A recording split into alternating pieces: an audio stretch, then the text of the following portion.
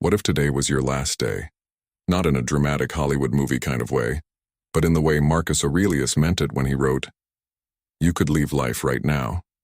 Let that determine what you do and say and think." It's one of the most hauntingly beautiful reminders from Stoic philosophy that life is fleeting, and the only thing we truly own is this moment, right now.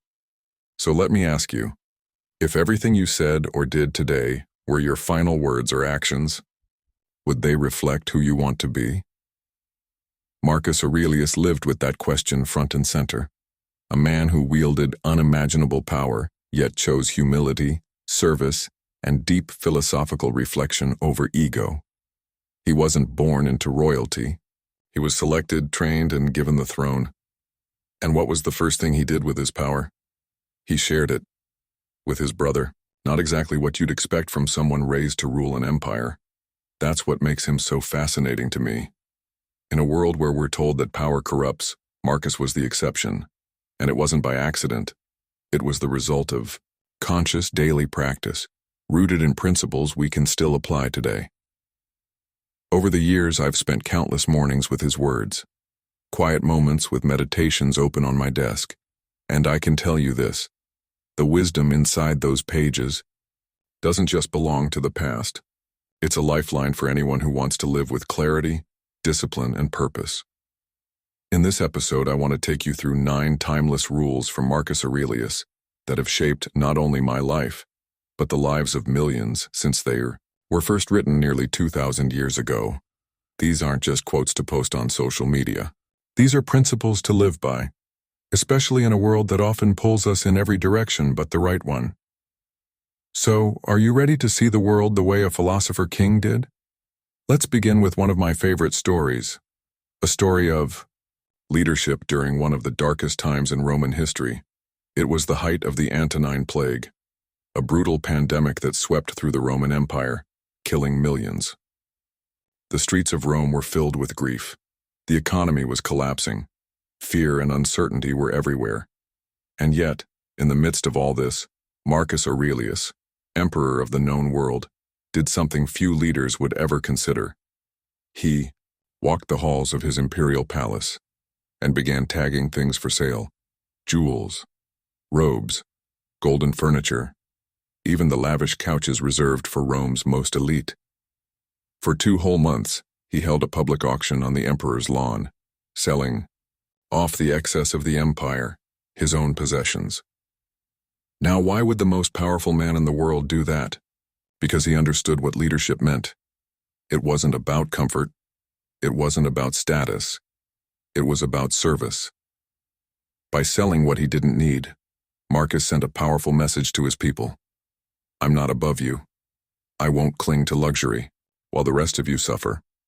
I will do my part. This wasn't about grand speeches. It was about quiet, decisive action. The kind of action we still admire today, whether it's a CEO taking a pay cut in a recession or an athlete renegotiating their contract to support the team. True greatness isn't measured by what you keep. It's shown by what you're willing to give up for others. And that brings us to our first Stoic rule. Put the common good above your own comfort. Because when the world is falling apart, what matters most isn't how much you've hoarded, it's how much you've helped. So how do we live with that same sense of purpose? Let's explore how Marcus Aurelius turned hardship into wisdom and obstacles into opportunities. Stoic rule number 2. The obstacle is the way. We've all felt stuck. Maybe it's a job you can't stand but can't seem to leave, a goal you've tried to reach again and again, but something, or someone, keeps blocking the way. Marcus Aurelius knew this feeling all too well. As emperor, his reign was filled with war, political betrayal, and yes, even plague. But instead of giving in to frustration or helplessness, he wrote down one simple truth that became the foundation of Stoic resilience. The impediment to action advances action. What stands in the way becomes the way. Let that sink in. The thing blocking your path? It is the path. You see, Marcus wasn't saying that obstacles magically disappear if you just think positively. He was saying that when life shuts one door, another opens. And even if no new doors appear, you still have the power to pivot, to grow, to respond with virtue. You may not be able to control what happens to you, but you always control how you respond. Always. Someone wrongs you? You still have the power to practice forgiveness. A plan fails? You can still choose patience and creativity. Life throws something unexpected your way. You can use that moment to become better, not bitter. That's the heart of Stoic resilience. You're never truly stuck, because your power lies in your response, in the way you rise, shift, adapt, and grow. And that's why rule number 2 is so essential. Don't resist the obstacle. Use it. Let it forge you. Now that sounds empowering. But let's be honest, it's easier said than done. So why is it that even when we know what we need to do, we still don't do it? Well, that brings us to the next Stoic truth, and it's a hard one to swallow. Stoic rule number 3, discipline of action. Knowing isn't enough. We live in an age overflowing with information. Need to get in shape? There are thousands of diet plans, workout routines, and YouTube tutorials just a click away. Want to start a business? The blueprint is out there. In blogs, books, podcasts, step-by-step guides. So why do we still feel stuck? Marcus Aurelius said it plainly, even 2,000 years ago. You could be good today, but instead you choose tomorrow. We all do it. We tell ourselves we'll start Monday. We'll get serious after the holidays. We'll finally sit down and write that book, have that hard conversation, clean up that habit. Just not today. But if wisdom was only about knowing, then everyone would be healthy, disciplined, and living their best life. The truth is, it's not the knowledge that's missing, it's the action. And that's why the Stoics emphasize the discipline of action. It's not about what you say you'll do. It's not about what you intend to do. It's about what you actually do, step by step, choice by choice, because that's how change really happens. Not through massive leaps, but through a single decision, repeated consistently. Marcus reminds us, no one can stop you from taking the first step. Not fear, not doubt, not other people. Just take that step, no matter how small, and then take another and another. That's how you build momentum. That's how you build character. So here's the challenge. Stop waiting for the perfect time. Start with what you have. Do the thing today, not tomorrow.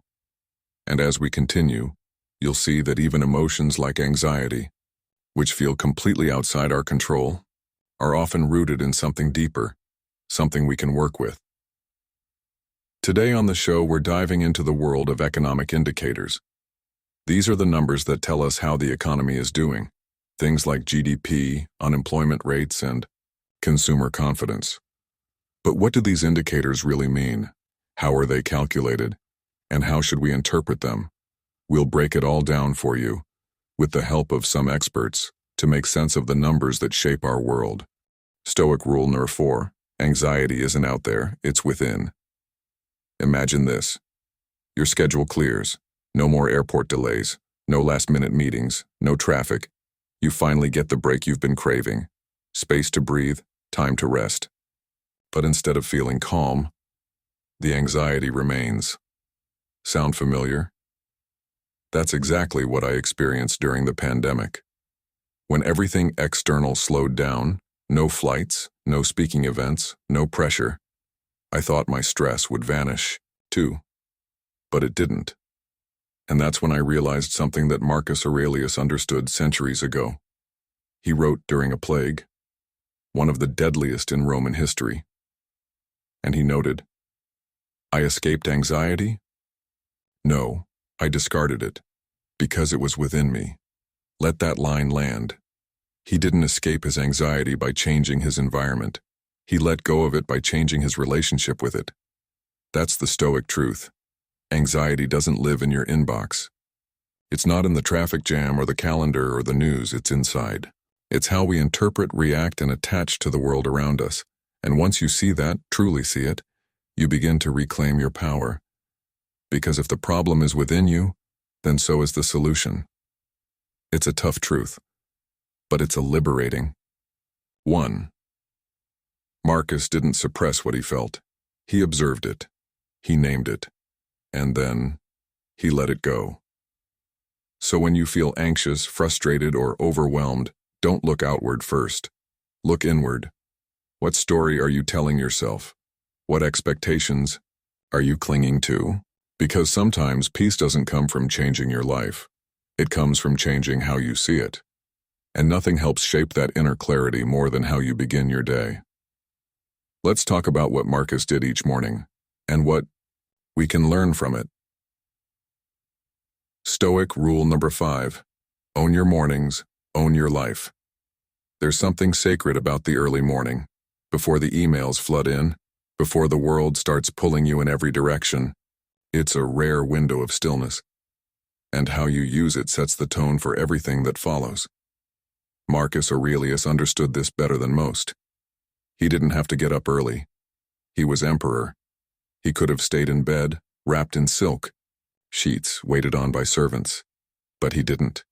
He wrote to himself, in meditations, urging his own mind to rise. Were you made to lie under warm blankets, or to do the work of a human being? It wasn't about comfort, it was about purpose. So what did he do after rising? He opened his journal, not to share with the world, but to reflect, to correct himself, to sharpen his soul. Those quiet pages are what we now call meditations. Private thoughts from the most powerful man in the world, written not to impress but to improve. And then, he got to work, on what mattered most. He said, concentrate like a Roman, meaning with intensity, clarity, and presence. Do this as if it were the last thing you were doing in your life. That's the Stoic approach to mornings.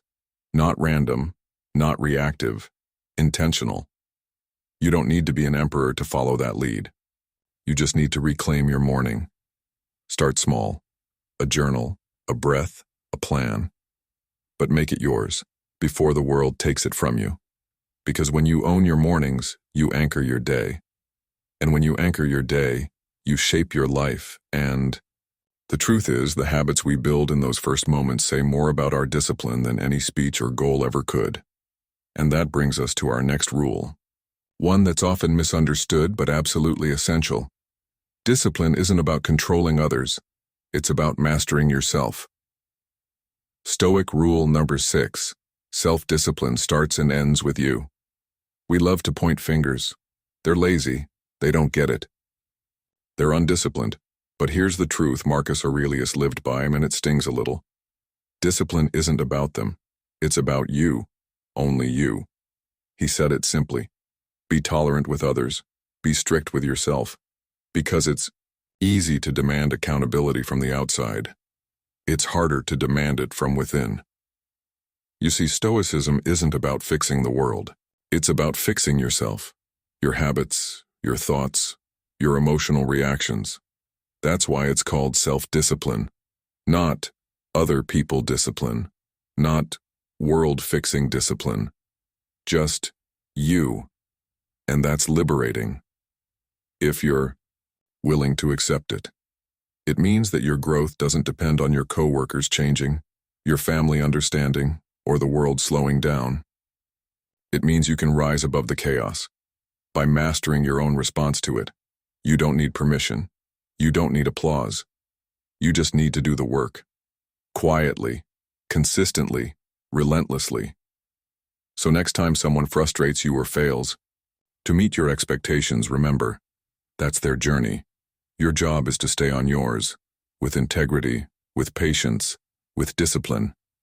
Because true strength isn't controlling others, it's refusing to be controlled by them. And yet, let's be honest, people are messy, difficult, often disappointing. So how did Marcus deal with that? Let's dive into one of his most honest reflections, and one of Stoicism's most powerful truths about human relationships. Let's be honest. People can be exhausting. They interrupt. They complain. They cut you off in traffic. they miss. Deadlines. They say one thing and do another. Even Marcus Aurelius, the philosopher king, struggled with this. He opens meditations with a brutally honest reminder to himself. Today you will meet people who are selfish, arrogant, deceitful, envious, and rude. And yet, he didn't let that poison him. He didn't turn cold or bitter. Instead, he turned it into practice. That's the Stoic move. He realized something powerful. The very people who frustrate you are the training ground for your character. They are not distractions from your path. They are the path. That's what he meant when he wrote, "The impediment to action advances action. What stands in the way becomes the way." Think about it. The rude coworker, a chance to practice patience. The unjust manager, a chance to stand firm in integrity. The person who gossips, lies, manipulates, an invitation to rise above, not sink to their level. Because if you can stay calm in the face of chaos, that's real strength. If you can stay kind in the presence of cruelty, that's real virtue. It doesn't mean letting people walk all over you. It means refusing to become like them. Marcus knew people weren't going to change, but he could, and that's the ultimate Stoic challenge. Don't resent the difficult people. Use them to become wiser, stronger, more self-aware. They are the test. You are the answer. And if you're wondering how to focus on what really matters in a noisy world, Marcus had a simple yet life-changing high question he asked himself every day. Let's go there next. Stoic rule number 8. Ask yourself, is this essential? You're busy, I'm busy, we're all busy. But here's the uncomfortable truth Marcus Aurelius forces us to confront. Most of what we're doing isn't essential. He wrote, ask yourself, at every moment, is this necessary? And when you do and something incredible happens, you realize how much of your time, energy, and peace has been spent on noise. Meetings that don't matter. Arguments that go nowhere. Endless scrolling. Pointless worrying, overthinking every little thing. If you found out tomorrow was your last day, would you keep doing what you're doing right now? Would you care about half the things that are currently stressing you out? Probably not. That's why Marcus urges us to filter our lives through one simple lens. Is this essential? When you ask that question honestly, you gain something priceless. Clarity, focus, peace. You start cutting away the distractions. You stop doing things just because you've always done them. You say no to things that don't align with your purpose, and yes to the few things that actually do. And here's the best part. When you eliminate the non-essential, you don't just create space, you also improve what remains. Marcus wrote, you'll be doing fewer things, but you'll be doing them better. Less, but better. That's Stoicism in action, so try it. Before you say yes, before you react, before you get pulled into the current of busyness. Pause, breathe, and ask, is this essential? And finally, everything we've covered so far builds toward this last rule. It's the one that gives meaning to all the rest. A single phrase that Stoics held close in life and in death. Let's end with the most powerful truth of all. Stoic. Rule number 9, memento mori. Remember you will die. You could leave life right now. Those aren't just poetic words. They're a wake-up call. Marcus Aurelius wrote them not as a warning, but as a guide, a reminder that life is fragile, fleeting, and entirely unpredictable. We don't like to think about death. We avoid it. We pretend it's far away. But the Stoics leaned into it, not to be morbid, but to be present. Because when you remember that you will die, you begin to live more fully. You stop waiting to say, I love you. You stop postponing the hard but necessary changes. You stop wasting time on gossip, on grudges, on fear. Instead, you act. You speak honestly. You live with purpose. Today. Marcus wrote, do everything as if it were the last thing you were doing in your life. Let that guide your next conversation, your next decision, your next step. not out of fear, but out of reverence. Reverence for this moment, for this breath, for this rare and beautiful opportunity to be alive, right here, right now. Memento Mori isn't about being afraid of death. It's about being awakened by it, letting it sharpen your focus, deepen your gratitude, clarify your choices. So if you've been waiting to live, don't. If you've been waiting for the perfect time, this is it. You're not promised tomorrow, but you do have today.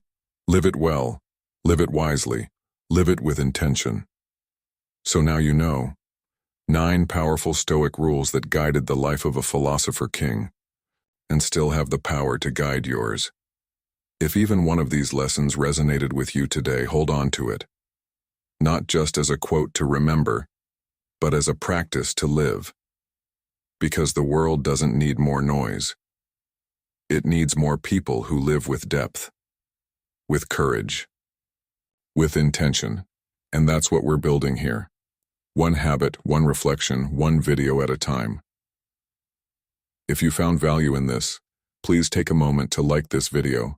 It helps more than you know. And if you believe someone else could benefit from these timeless truths, don't hesitate to share it with them. And most importantly, if you want to keep growing with us, if you want more clarity, more calm, more Stoic strength in your life, subscribe to Daily Stoic Habits and turn on the notification bell so you never miss a lesson. Because wisdom is not just meant to be read, it's meant to be remembered, practiced, and lived. Thanks for watching.